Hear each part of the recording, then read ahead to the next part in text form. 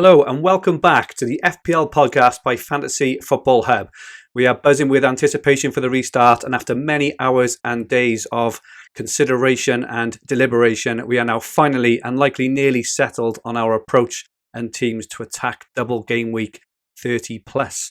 I am joined as usual by two of the best FPL managers in the game. Firstly, Andy Green. Roughly how many hours have you spent preparing for game week 30 plus, Andy? Let's not talk about it because there's probably a lot of people I know watching this. But enough. Including the wife and the boss. And we also have Villa fan Adam Hopcroft with us, who was a little undecided last week on which approach to take. Without giving anything away, Adam, are your plans a little more set in stone now? I wouldn't say set in stone, but I've got more of an idea about what I'm going to do. So I've made some decisions. Fantastic. Look forward to that. So for our YouTube watchers, if you haven't subscribed to us yet, please press the subscribe button in the bottom right-hand corner of the screen to ensure you don't miss anything going forward. So today we are going to discuss our individual approaches and teams for game week 30 plus. We're going to give our thoughts on some of the other double and single game week options. We're going to pick out a differential or two for those looking to get a potential edge over their rivals, and we will take some questions from the community. So no messing about and straight into it.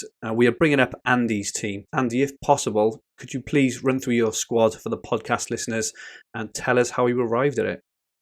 Sure. Well, as I said in the last week's pod, I'm on the free hit strategy because I don't have the bench boost or the wild card left. So I really like the team I've got. So I'm on the free hit strategy because I want to revert to that team for game week 31 plus or whatever it's called. So in goal, I have Henderson for the double, and then Lundstrom in defence for the double as well. I'm not so keen on tripling up on the defence. I'll talk about that a bit later. So my other two defenders, and again, I mentioned this last week, I'm not going to go without Trent Alexander-Arnold or Matt Doherty this game week. They are just too dangerous, in my opinion. I post this on Twitter. I think one of those two players will be the highest scoring defender, and certainly up there across all players this week. Probably Doherty actually over Alexander-Arnold, given that Wolves are playing West Ham. But just I love their attacking output. Their minutes are high as well, which is what we're all looking out for in these uncertain times. And in terms of the rest of the starting 11, so I've got three at the back, and then I've got Fleck, obviously for the double, and somewhat of an attacking threat, although I know his shots are relatively low compared to other players. And I've got the talisman in Grealish, who I think will be involved in anything and everything that Villa do. And then I'm going quite heavy on the Man City players, obviously. I've got De Bruyne in there and Sterling. I'm still weighing up De Bruyne versus Mahrez, simply because I just think Mahrez is more of a threat attacking-wise, more likely to get a goal. Obviously, De Bruyne is the assist machine, so he's still in there for now. I've got the budget for it, so he's still in there for now. And up top, I've got Aubameyang, who has attracted a lot of attention this week in the Twitter world and beyond, I'm sure, given that people are looking at his price tag and looking at the two fixtures and saying, look, they're only a few days apart, so therefore will he play two? My thinking around that is that he's certainly nailed on for one of the games, probably the Man City one, and most likely will feature against Brighton as well. If you look at he's kind of gone under the radar most of the season. I mean, he's scored 17 goals, 3 in his last 3. Obviously, we can look at the opposition here: Newcastle, Everton, West Ham, not the best. But I just think he's on penalties as well. I just think with the double game week, he's got 2 shots at it over someone like Jimenez. Jimenez was my other option in that spot. But just to move on and finalise the team, I've then got Samata, who is probably the player I'm least sure about in my team. But again, I think with Wesley out, and my view, and I'm sure Adam backs it up, is the Sheffield United game in particular is like their cup final. Where Sheffield United don't have a huge amount to play for. And then Aguero, one of my favourite, probably my favourite of all time FPL players. Too dangerous to go without. Yes, minutes will be a concern, but I'd probably take 60 minutes of Aguero or 45 minutes of Aguero over any other striker that's got a double game week this week. So that shows how much I believe in him. In terms of the captaincy, for those that are not seeing the YouTube clip, I've actually got the captaincy on Sterling right now, simply because I think certainly he's going to be fresh, and I think he needed that. His form dipped off towards the end of the regular season, but if you remember, he started the season very, very well. Game week 1, notched a brace, I think, maybe an assist as well, and definitely one of the fittest players in the City squad. Pep loves him as well. I'd like to see him play on the right-hand side, but my theory is that Mahrez will play on that right-hand side, certainly for the first game. So I prefer to see him on the right-hand side, but I'll take him over on any side, really. I think he'll be refreshed and ready to go and to kind of prove his doubters.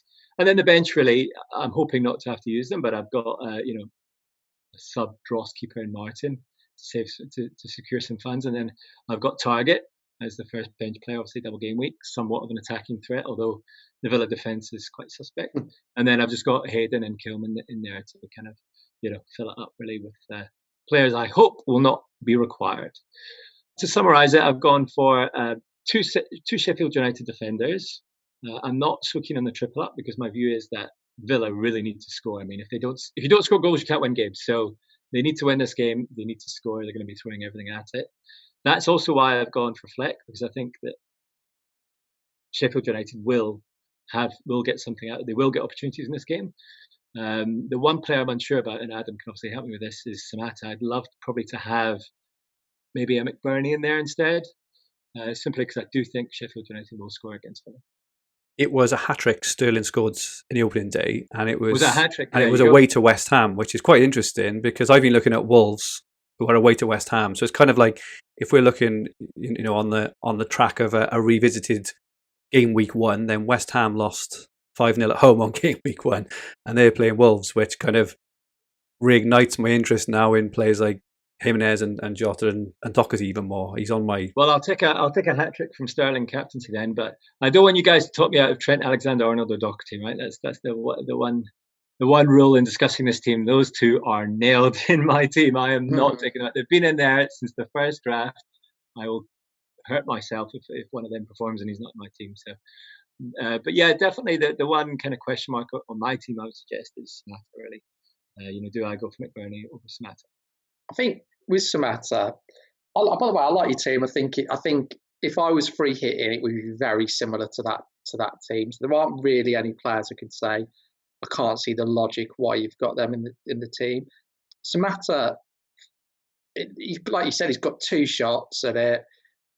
I think he will get taken off probably in both games, or at least one of them for Keenan Davis, who I rate highly. But I mean, he's done okay. I think he's a goal threat. He's particularly from crosses. He's so good at attacking the ball. And I think if, like you said, Villa, I think particularly the Sheffield United over the Chelsea game, they're going to be so motivated for this because they win this, they're out the relegation zone. So I think out of all the teams playing this weekend, other than maybe Liverpool for winning the title, the motivation will be so high for Villa.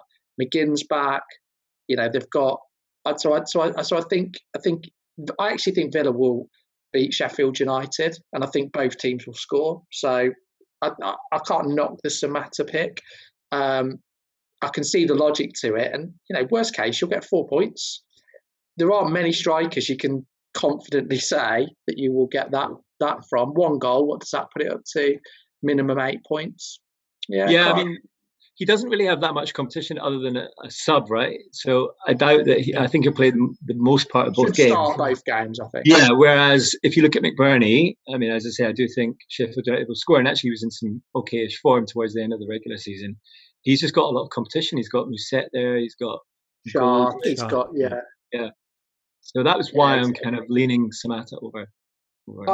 I think for a free hit, I can see where you're coming from and understand the decision. And actually, I'd be tempted to do it, and I'd be tempted to invest probably more in Villa on a free hit because you're minimum getting 4 points. I think if you're having them long term after this week, the fixtures aren't great. So, no. I can't knock it. I actually quite like the team, and I think my free hit. I did do a free hit draft, and it was fairly similar. I think the attacking positions were pretty much identical, and so can't knock it. I like the team. I think my only challenge, and so with Alexander-Arnold, Everton have got a good attack. They've been playing well. I think Everton will score. And then you are relying on attacking returns, I think, is the only thing. And he's only got one game to actually do it in. And there will be question marks, with him burning up and down the wing with players like Neco Williams and, and they're such kind of champion at the bit to get a game. I think you're relying on attacking returns only there. Whereas I think if you were going for potentially another, Sheffield United defender, you just have a couple of bites at the cherry. I think Villa will score. I do agree. I'm not so sure Newcastle will. So I think we're hoping for kind of a bit more action. But, even if both teams score and you go for someone like Baldock, for example, you might get 4 points with the potential for more. Even if Alexander-Arnold, he's likely to concede, even if he gets an assist, which is it's fairly unlikely, he'll get 5 points. So that's my kind of argument against that. I think you've got the 3 defenders with the highest ceiling in the game. Well, maybe take Alonso out, but he's not really now. I think Doherty, Lundstram, and TAA. I mean, he got 24 points away at Leicester. I personally think he's too risky. I think out of all the Liverpool players, he's the one that I wouldn't leave out. Fair enough. Well, it's just like if I was to take him out and then you'd probably go for another Sheffield United defender who I do not think will get a clean sheet. I'd probably go for a Baldock. Yeah. But then spreading the funds, I don't really have. I'd probably try to go to someone like Fernandes, but I can't really get to him. So it's kind of. Yeah. But also, I'm picking Alexander because I genuinely believe he will get an attacking return. I mean, I just think talk about motivation. I mean, not only is it the derby, but they need to secure this title. So the one risk is that they maybe go 1-0 up or 2-0 up, and then they just shut the game down. And that's one of the reasons I've not really looked at kind of budget as well, but I've not really looked at kind of a Salah or a Mane. Obviously I've got Salah in my main team, my regular team, but I just think that they're not going to go for the 5-0 win.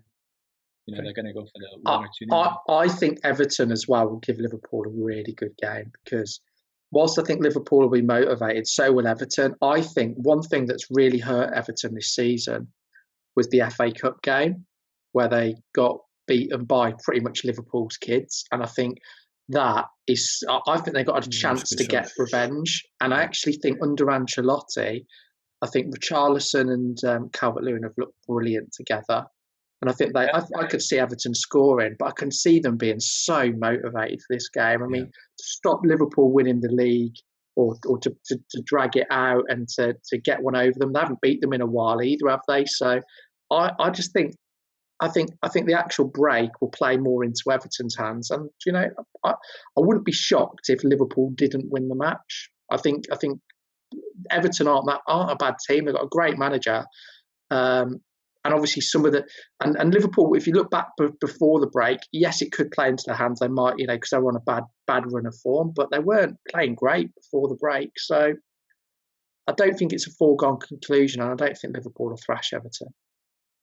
Agree. Okay, so we're going to look at my team next. Just to run through my team, I've gone for Leno in goal. At the moment, I've got a back 3 for Sheffield United, but after that kind of realisation a few minutes ago of the away to West Ham thing with that Sterling hat-trick, I'm now tempted to play Doherty maybe ahead of Stevens. But at the moment I've got Stevens, Baldock and Lundstram.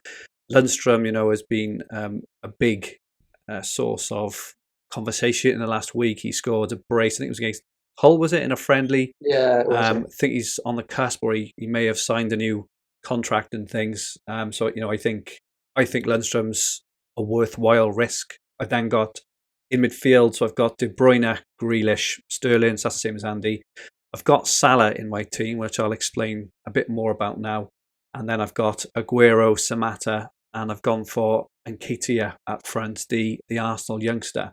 I've then got a bench at the moment of Button, Doherty, Guendouzi, and Kilman. So I'm using my free hit chip. Same as Andy, I don't have a wild card, so free hit chip locked in for me.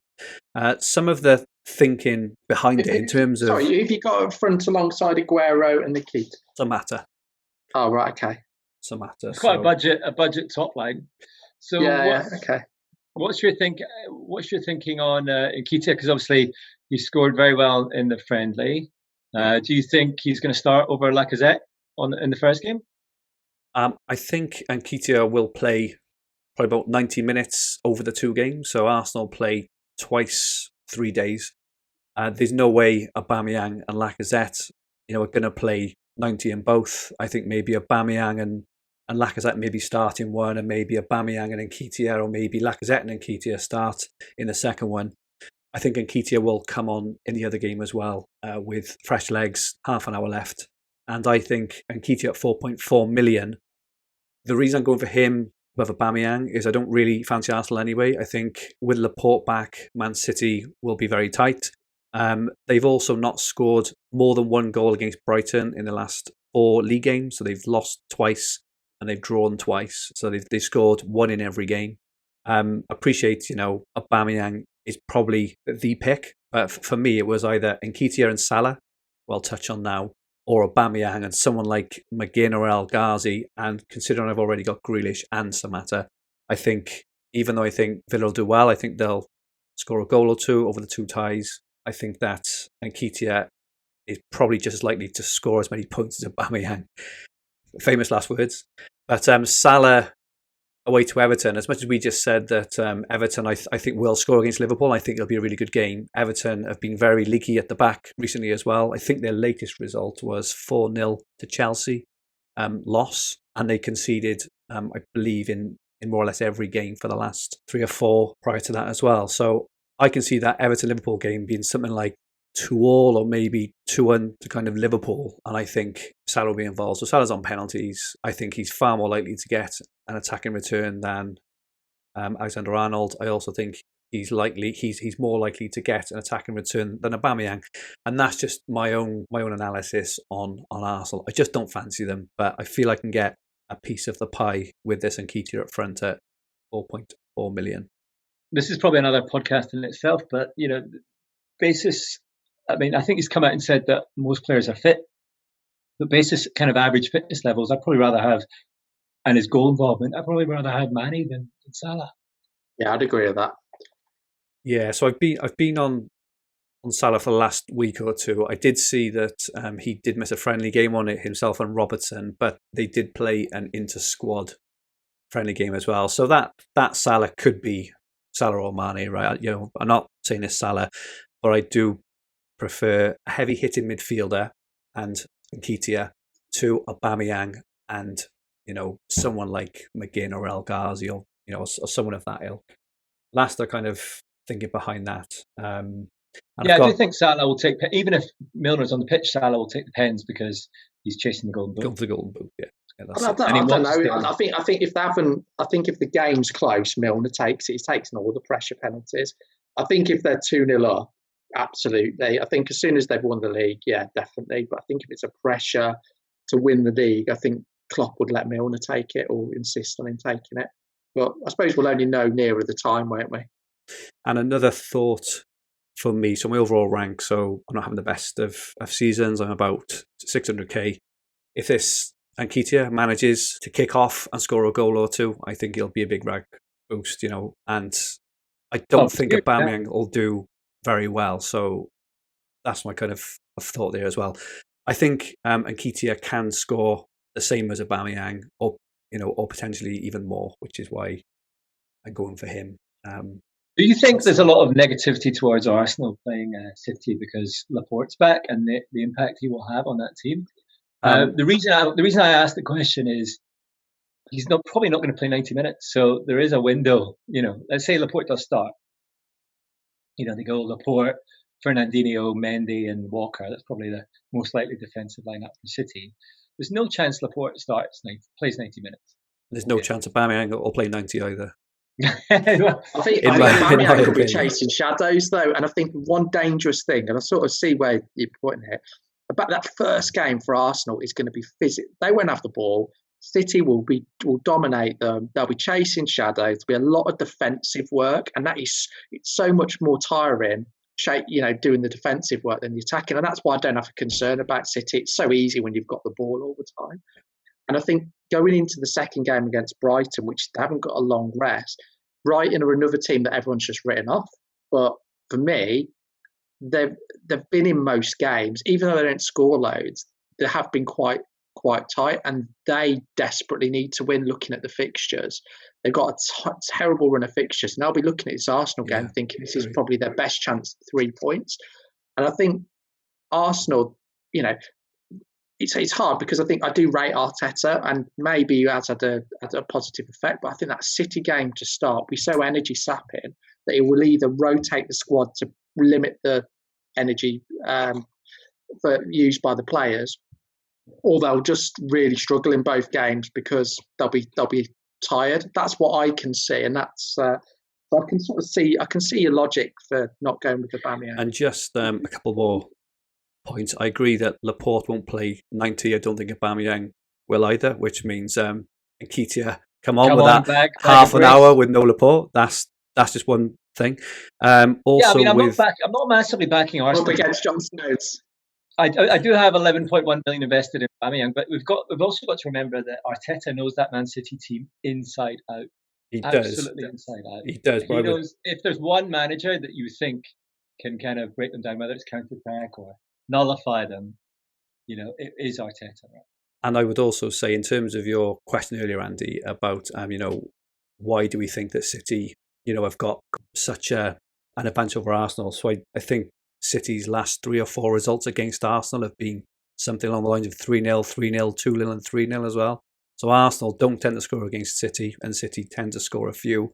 And one last thing as well, I touched on it earlier, Brighton, a bit of Arsenal's bogey team. So the last 4 league results, Arsenal haven't won against Brighton, home or away. So again, that's another thing. So I think there are 2 reasons I got into account, and why I think going for Nketiah, over Aubameyang, it gives me a bit of a kind of Arsenal attacking sort of threat. But it also allows me to upgrade McGinn to Salah. So no, I do like the thinking, especially because you said you're in the position where you can't just go with the same team everyone else is, because you're just going to end up 400k. The only thing I would say is I like that kind of thinking along the lines of, right, I need to try and pick a player. There's so many players like Jesus or something that could come on. He could come on at half time for Aguero, for all we know.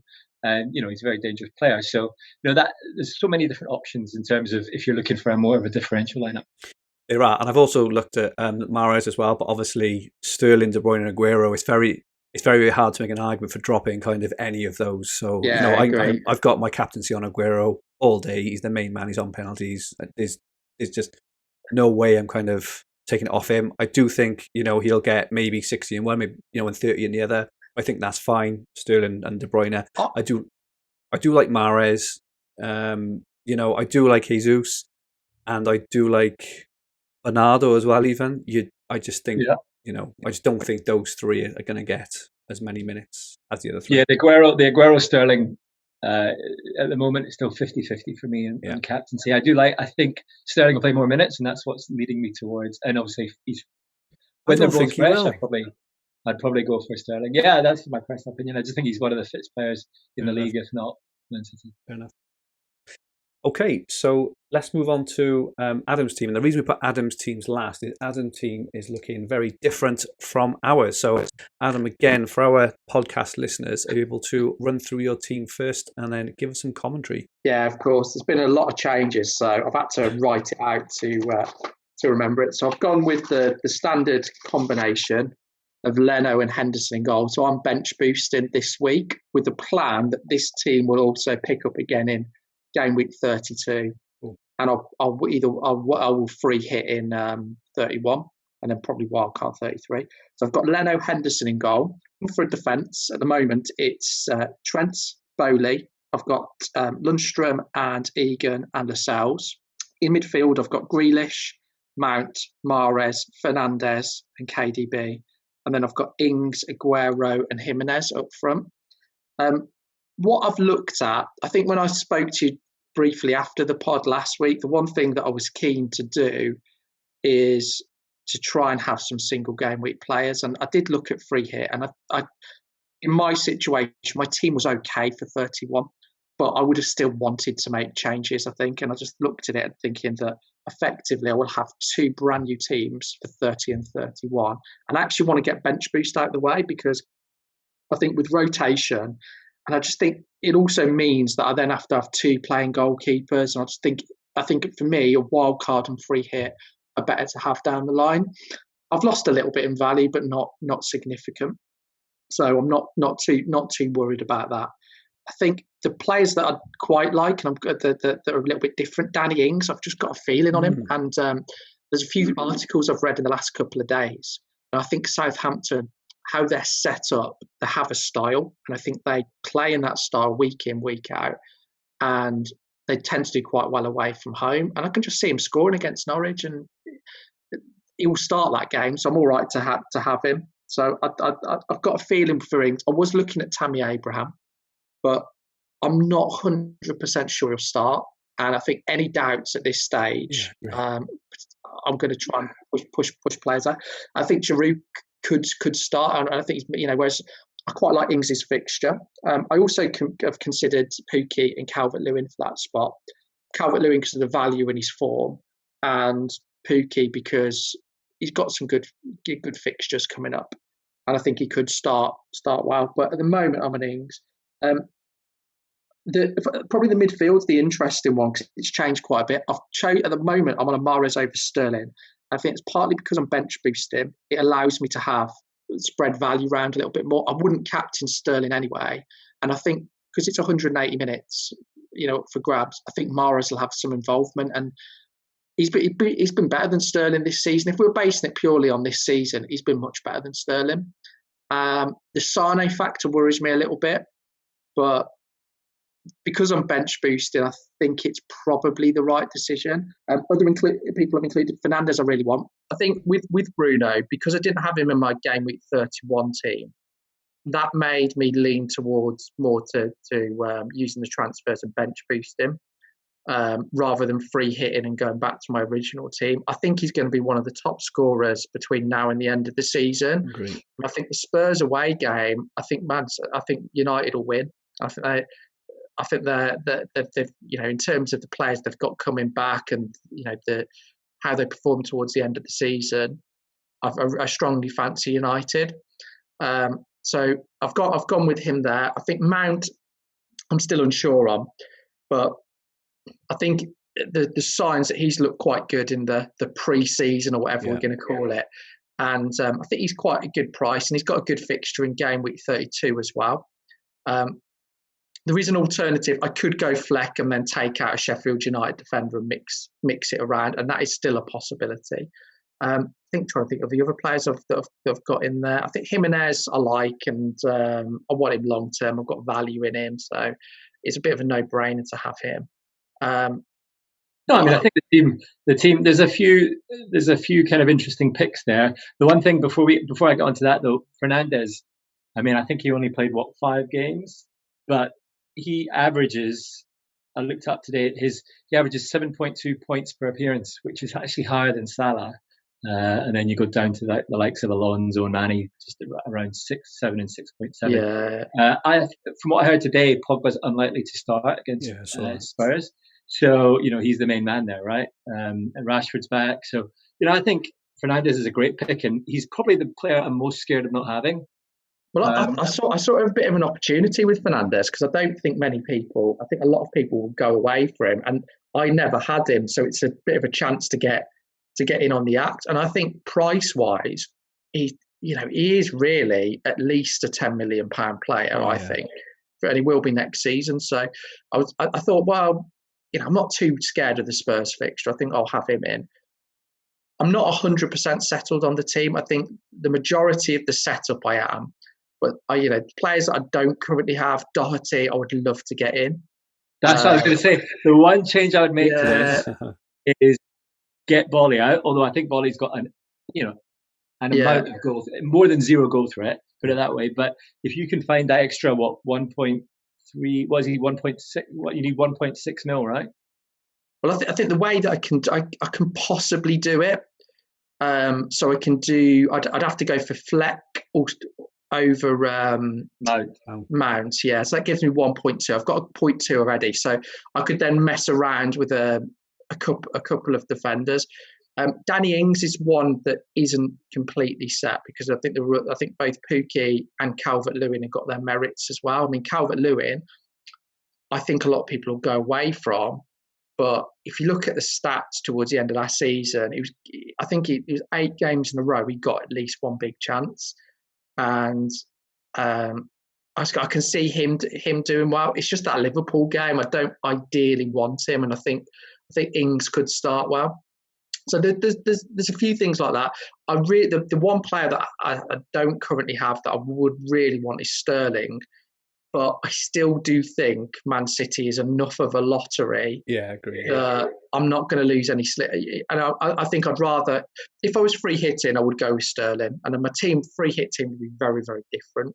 But I think, I do like your team. I think the one change I said I'd make, I'd go Bole up to Doherty. Yeah. And then I'd have Ings to someone like Pukki, or maybe McBurney, for example. Yeah. Because I think Pukki's going to play almost 90, if not 90. And then look at Mount to Fleck or someone, or so those changes are all on the cards. I'm not overly happy with Lascelles in there, but I think when you're looking at your last spot on the bench, you're not going to ever, if you think when you bench boost in the past, you're never going to have like a world beater. And look, that could easily be 0-0, couldn't it? So I think there's possibilities there. But I think what I've tried to do is think about the future. For game week 31, there are so many good fixtures, and I think free hitting then could be a bit of fun. So I've looked at Vardy, Son. I'll stick with some United. I'll probably have Mane or Salah. There's quite a lot of exciting players for 31, and then 32 is a pretty nothing game week. You look at the fixtures there. There's not really much exciting other than Aubameyang versus Norwich, and I can bring him in for Aguero. So hopefully it gets me through the next 3 games, and then 33 I can wildcard, and there's a few fixture turns. So that's the plan. I completely see the merits because there's been a few people who have free hitted in my position. I get it, and I think there's such fine margins that I've just decided to go with what I think I will enjoy more. Yeah. And I think I've done a little bit of maths, and I think this is the slightly better option. But I think one final thing to add, there are so many unknowns at the moment that some of the players I've selected there might not even start. We just given when the press conferences will be.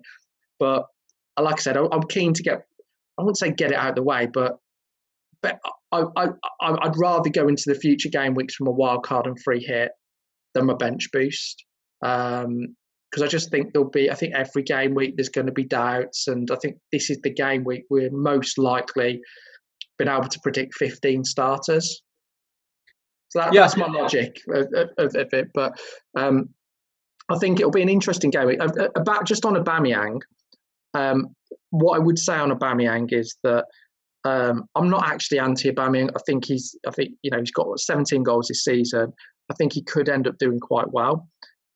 Again, it's my bench boost strategy, and I think he's one person. It was either him or Aguero, and I think Aguero's got the highest ceiling out of any player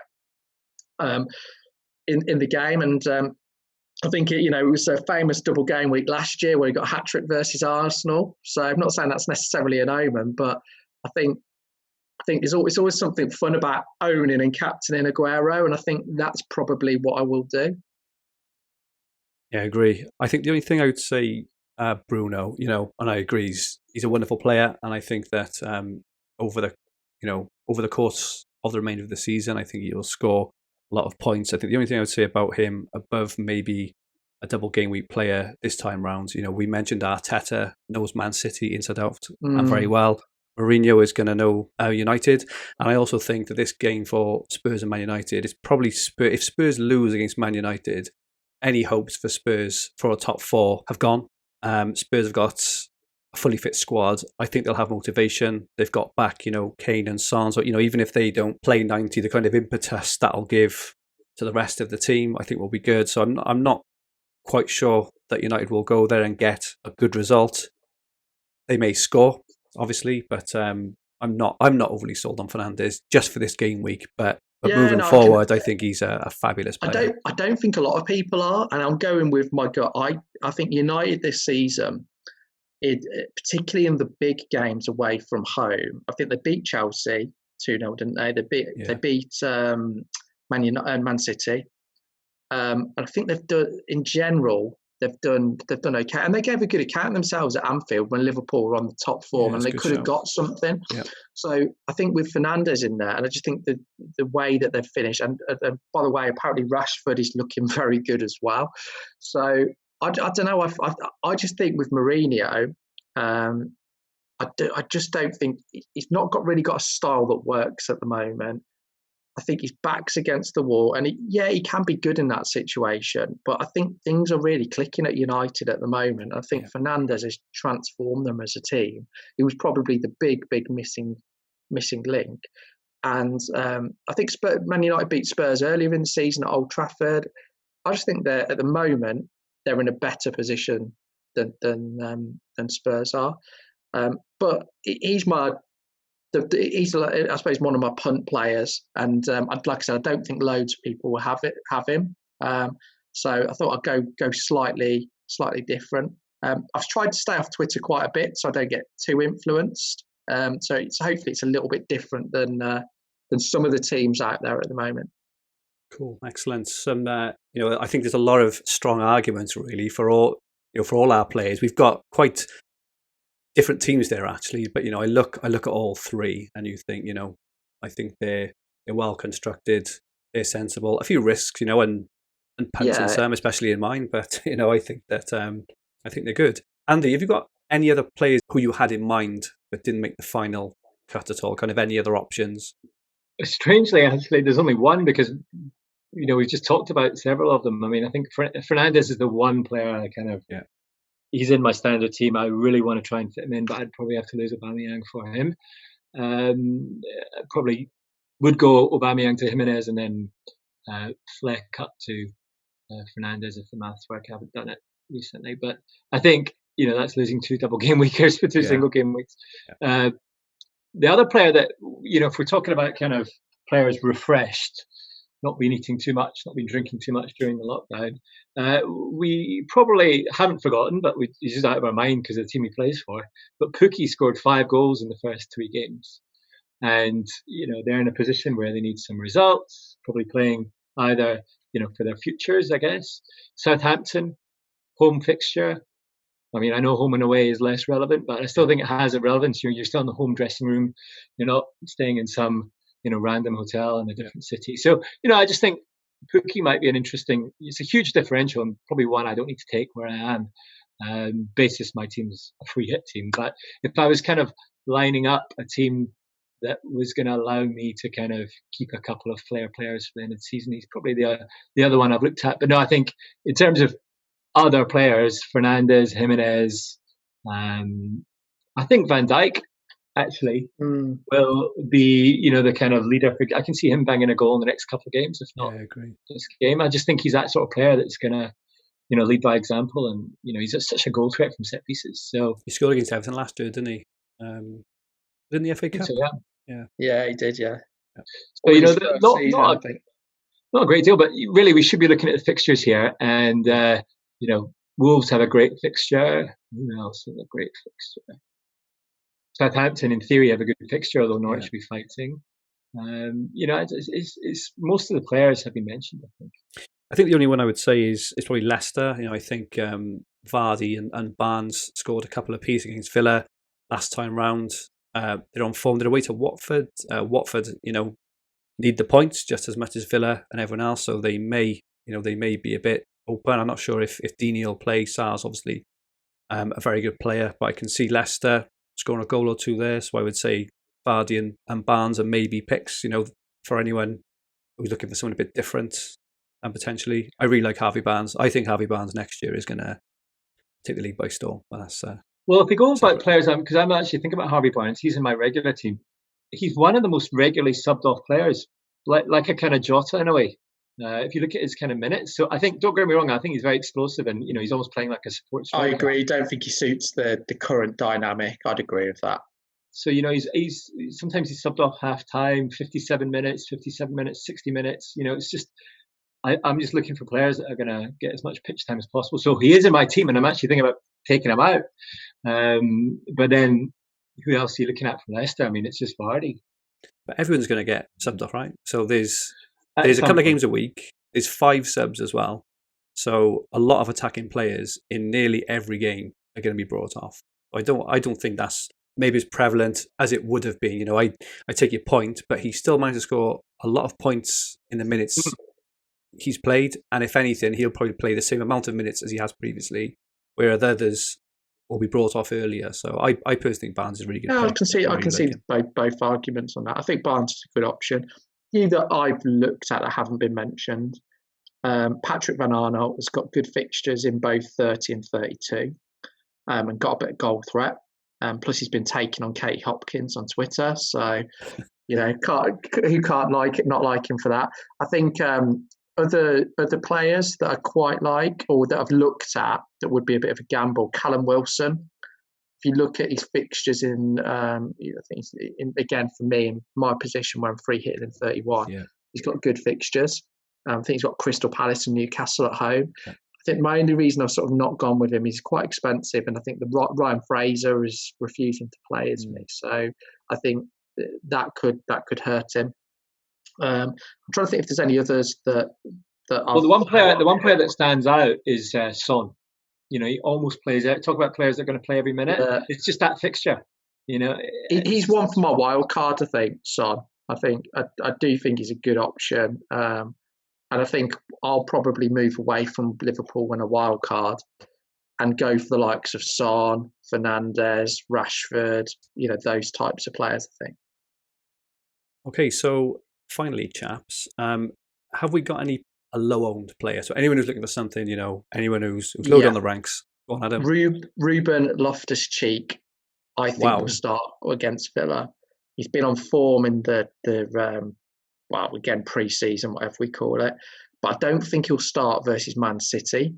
So I think he could play him against Villa. And I think he must be low-owned. I've not checked the figures. I would say he's probably close to zero, I would guess, yeah. Yeah, so I think he could be a complete gamble and someone who's low-end. I'm just checking. What do you reckon it is? What do you reckon the team selected by? 0.1. 0.1, there you go. Absolutely nailed it. Yeah, 0.1%. There you go. Well done. I mean, looking at Chelsea, it's a bit of a rotation nightmare. It is, yeah. If this was a regular season, part of the season, it's a rotation nightmare. I mean, Pulisic is the other player that could start smashing it in. He's on my list. He's only owned by what, 3.5? 3.5, yeah. So I think Chelsea is a lottery on who will start. I'm trying to think of others that haven't been mentioned. I can't think of any, to be honest. Son's only owned by 5% because of the injury. Yeah. So there's a huge differential there for the rest of the season. I think that Willian at 4%, so he may be on penalties potentially as well. Again, there's massive rotation risk, but he's only 4%. And the only other kind of one or two I mentioned, so Nketiah, who I'm sweet on, is only 1.5% owned. And I know that Will is actually. I'm not sure if he finished with him in his team, but he was saying about Ozil's back in the Arsenal side. He's quite cheap, 1.8%. I think he said he played every minute for the last few games before the breakup. So I think he's roughly, I want to say 7.1 million-ish. So he may be one too. I think Ozil's one if you're free hitting. I don't think you'd want him long term. Oh no. Sorry, we're just talking about now this week. Yeah, definitely. So. Cool, okay. So we have a mountain of questions from the Twitter fraternity, and we will endeavour to answer them all if we can. If any of our YouTube watchers want to ask us any questions for the future, just post it on the website and we will answer them the following week. First question from Sir Judah. Is De Bruyne a triple captain option this week? Adam, would you say yes or no? Yes, easily. Andy? Yeah, but I prefer Aguero or Sterling. He's an option though, isn't he? Yeah, he is an option. Worth consideration, definitely. Yeah. And he also asks Mendy in defence, yes or no? I think he'll play one for sure. Okay. Not for me, no. Not for me either. Question from FPL DJ. Should I go Sterling, Sarr and Pukki, or Mahrez, Cantwell and Aubameyang? Oh, I'm going to say the first one because I like Andy's points around Pukki. I also think Sarr's a very good player, and I like Sterling. I'm not too sure on Cantwell and Aubameyang, though obviously I do think Mahrez is a good pick. Yeah, I think you've got 3 really good options that could haul in the first one. So I'd go with the first one. Andy, any more thoughts on that? Or No. I think number 1's good. Cool. Okay. Question from @mbison22. Which 3 single game week players would you get just for double game week 30 plus? So I think we've talked about probably Doherty, maybe Jimenez, maybe Salah, Fernandes. I think for me, it's Jimenez, Fernandes, and Trent would be mine. Okay. And he asks Adam, how much game time do you think McGinn will get in the double? I think it really depends on the Sheffield United game, and because this is going to be his first proper game back. So I think he'll start both. So I'll go with 140 minutes. Is that 270? Yeah, it's 140. 140. That's a lot of minutes. If he does play that, I might stick him back in my team. He's so naturally fit, though, that it will depend on the reaction in the Sheffield United game. So it's very, very difficult to say. Knowing his character and his fitness, I would not be completely shocked if he plays the majority of minutes. And I also think that he helps out, Grealish and, the other kind of Villa attackers as well, with just his presence, his drive and stuff as well. I think he'll want to play 180 minutes. So, he's got that about him. And his final question, is El Ghazi worth a punt instead? So if you have to pick between McGinn and El Ghazi, Adam, who would you pick? It's got to be McGinn, right? Wow. I think El Ghazi has got a goal threat, and I think what will suit El Ghazi is apparently in training he's brilliant, and Grealish says he cannot believe his level of finishing, but it's not translated into games. And I think could the no fans situation help El Ghazi, because he's been someone that's always had loads of potential and flattered to deceive, and there could be an opportunity for step up. If in my team, out of those 2, if I was in a position long term and I was looking at bench boost, it would be McGinn without a shadow of a doubt. I think El Ghazi is sort of the player you could punt on. I'd probably still go with McGinn though. Cool. And finally from @mbison22, yes or no, will Reina get both games, Adam? Depends how he plays in the first game. I think just going back on this, so I think a lot of Villa fans want Nyland to start, me included. I think Reina will start, and it depends how he plays. If he plays terribly in the first game, he won't start the second. Okay. Question for you, Andy, from FPL Vader. So which 2 out of Sterling, Aubameyang and Aguero? Well, listen, I think you've got to go with the Man City. I mean, the assets there, they are the best attacking team in the league, one of the best attacking teams in the world. I mean, we've already talked about at length about my view on Sterling. Aguero, as I said, I'd take 45 minutes of Aguero over most strikers. So really, Aubameyang's in it for me because he's got 2 shots at it. I don't expect him to score both games. So yeah, it's got to be Sterling and Aguero. And if we've got anything up our sleeve here, gents, best sub 4.4 defender for bench boost. So I know, Adam, you've picked Lascelles. I've gone Lascelles. I mean, Target is an option, but I think Villa will concede both games, so you're relying on some form of attacking return. The other negative towards Target is there's been a few matches where he's picked up injuries and gone off injured. So, can he cope with 2 games in short succession? So I've gone with Lascelles. Their fixtures are okay, I think, and I think for a last spot on the bench, he's an okay option. What about Ming's goal threat from set pieces? Possibly. I mean, he could do, and I think if Villa do somehow miraculously keep a clean sheet, it'll probably be thereabouts for bonus because of all of the CBIs accumulated. But when I watch Villa, I never watch them confidently thinking we're going to see this game out. So I think both teams will score. I think Chelsea definitely will score, given the attacking players they've got and potential. And Sheffield United probably will do enough to score. Yeah, you're probably the biggest Villa fan I know, and probably the only Villa fan I know, actually. And you've only got 1 Villa player in your double game week side. That is partly tactical though, because I hate I don't like having Villa in my fantasy team because it's double disappointment. Double blow. Yeah. It's just double, particularly defenders, because it's just like I had started the season. I said I wouldn't do it. I started the season off with Heaton, and I regretted it very, very quickly. So I'm happy if we keep a clean sheet. I'll be equally delighted as whether I own players or not. So right, yeah, because I was going to say it's double excitement if you've got Samatta in there and he scores a brace. I think if it a free hit, I would have. If I was free hitting and I didn't have to think about future game weeks, I would have looked at other Villa players and had a bit more fun with it. But I just think long term, I think if we've got 32 Wolves at home, that'll be tough. And then after that, it's really, really difficult. So yeah, that was my only reason. But if I was free hitting, I would have gone with more Villa. Okay, and finally from FPL Vader, best sub 5 million midfield or bench boost? Well, then you're probably going back to, flex 5 million, exactly. You're probably looking at the Villa assets again then. Douglas Luiz, he's 4.4. How much is El Ghazi? 5.5, I think. He's 5 point something, yeah. I think Norwich have got some good sub 5 million midfielders, considering they've got a couple of home fixtures. I think Duda and Cantwell would be the ones that I'd look at. If Fleck doesn't count as sub 5 million. Cool. Okay.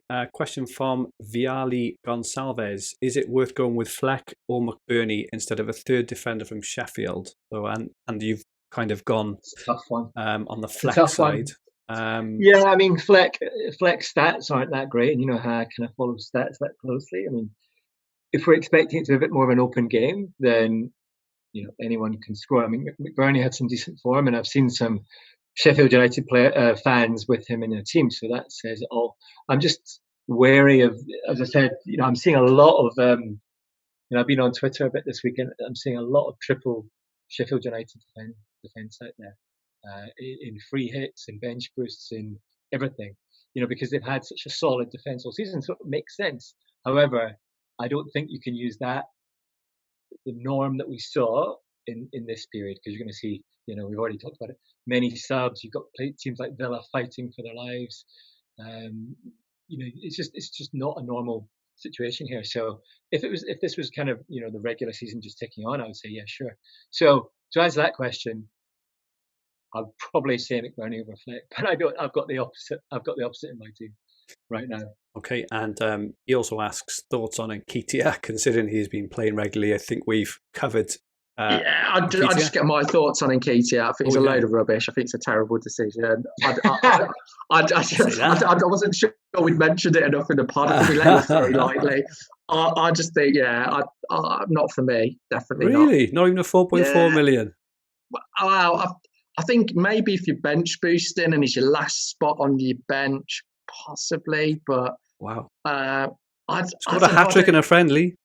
Yeah, well, exactly. Enough. I think I just don't see it. I don't like Arsenal's fixtures. I think if you go, the only two Arsenal players that I would have would be Leno and Aubameyang. Wouldn't go.